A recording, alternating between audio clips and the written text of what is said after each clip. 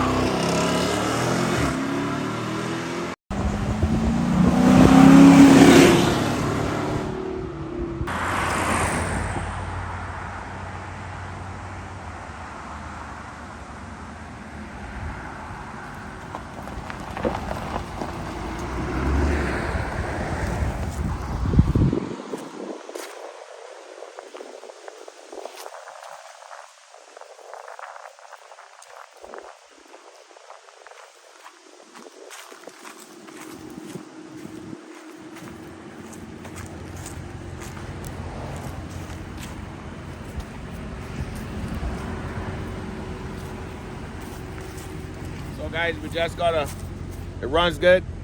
So just gotta go for inspection. When we come back, we'll be taking it all apart, get the body work done, change the paint, and then we'll start to change the hood scoop, change the bumpers as we speak in the previous videos. And then we get to the rail power. We're gonna put a supercharger on this bad boy.